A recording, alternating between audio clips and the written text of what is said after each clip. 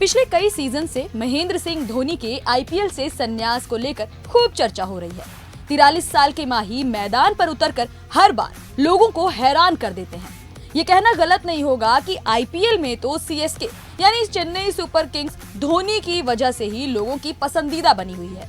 वे इसके लिए ब्रांड बन चुके हैं और शायद यही वजह है कि मैनेजमेंट की तरफ से धोनी को पूरी तरह से छूट मिली है कि वे जब तक चाहें सीएसके के लिए खेल सकते हैं। धोनी हर बार सीएसके के लिए ढाल बनकर मैदान पर खड़े नजर आते हैं।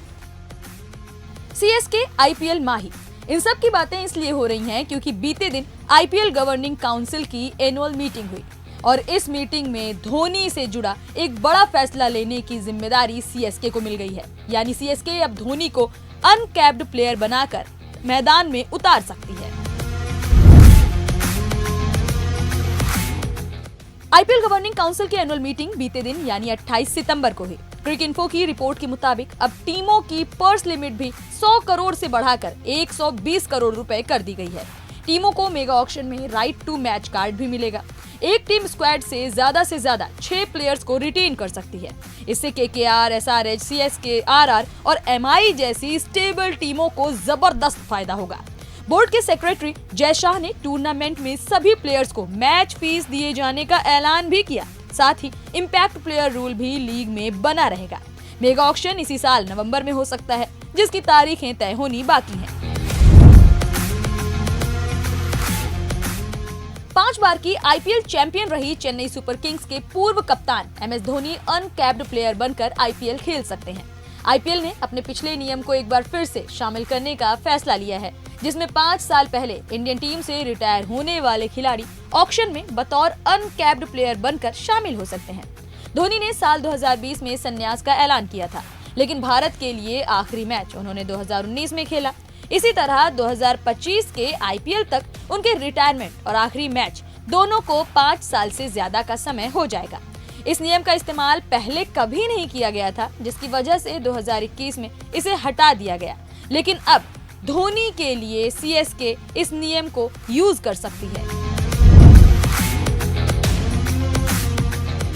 आईपीएल टीमें अगर मेगा ऑक्शन से पहले 5 इंटरनेशनल खिलाड़ियों को रिटेन करती हैं, तो उनके पर्स में सिर्फ 45 करोड़ रुपए ही बचेंगे और इसी से टीमों को बाकी 20 खिलाड़ी खरीदने होंगे। रिटेन हुए खिलाड़ियों में 2 प्लेयर्स 18 करोड़, 2 प्लेयर्स 14 करोड़ और 1 प्लेयर 11 करोड़ रुपए में टीम का हिस्सा बनेगा। अनकैप्ड खिलाड़ी को 4 करोड़ रुपए में रिटेन किया जा सकेगा। यानी टीमें अगर 5 इंटरनेशनल प्लेयर्स को रिटेन करती हैं, तो उन्हें 75 करोड़ रुपए खर्च करने होंगे। इसके अलावा उनके पास सिर्फ 45 करोड़ बचेंगे। अनकैप्ड प्लेयर भी किसी भी देश का हो सकता है। 2022 के मेगा ऑक्शन में रॉयल चैलेंजर्स बेंगलोर ने विराट कोहली को सबसे ज्यादा 17 करोड़ रुपए में रिटेन किया था। आईपीएल मेगा ऑक्शन में हर बार विदेशी और भारतीय प्लेयर रिटेन करने की लिमिट तय होती थी, लेकिन इस बार विदेशी और भारतीय प्लेयर्स को रिटेन करने की कोई भी लिमिट नहीं है। फ्रेंचाइजी चाहे तो 5 भारतीय या फिर 5 विदेशी प्लेयर्स को रिटेन कर सकती है। विदेशी खिलाड़ी को मेगा ऑक्शन में रजिस्ट्रेशन नहीं कराना होगा। अगर प्लेयर ने रजिस्ट्रेशन नहीं कराया तो उन्हें अगले साल आईपीएल में भी शामिल नहीं किया जाएगा। विदेशी खिलाड़ी अगर ऑक्शन में बिकने के बाद आईपीएल से नाम वापस लेते हैं, तो उन्हें अगले 2 ऑक्शन से बैन कर दिया जाएगा।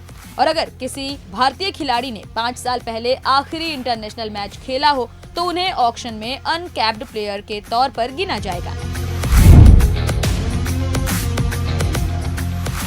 आईपीएल मेगा ऑक्शन में राइट टू मैच कार्ड की भी वापसी हो रही है।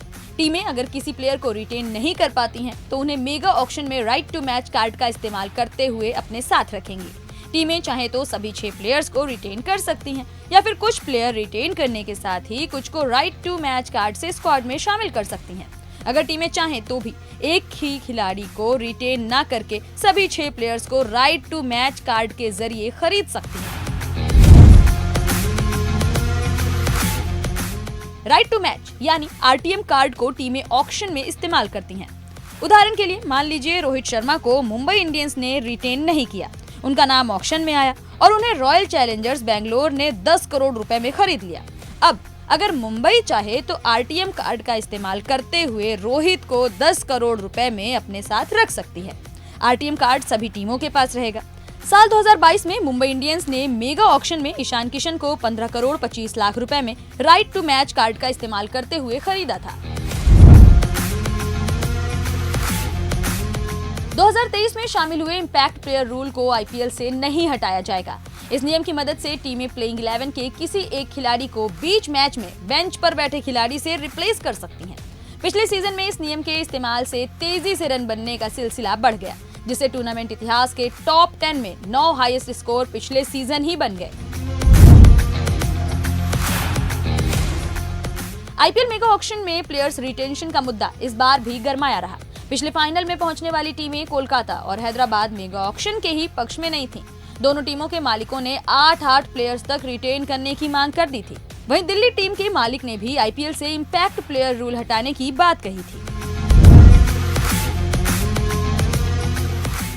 2022 में पिछला मेगा ऑक्शन हुआ, तब गुजरात और लखनऊ की 2 नई टीमों को लीग से जोड़ा गया। तब टीमें 42 करोड़ रुपए में 4 प्लेयर्स रिटेन कर सकती थीं, जिनमें एक प्लेयर 16 करोड़, एक 12 करोड़, एक 8 करोड़ और एक 6 करोड़ रुपए का होता था। वहीं 3 प्लेयर्स रिटेन करने वाली टीमों को 33 करोड़ रुपए खर्च करने होते थे। अब टीमों के पास एक राइट टू मैच कार्ड भी था। 2022 के मेगा ऑक्शन से पहले लखनऊ ने केएल राहुल को 17 करोड़ रुपए में रिटेन किया था।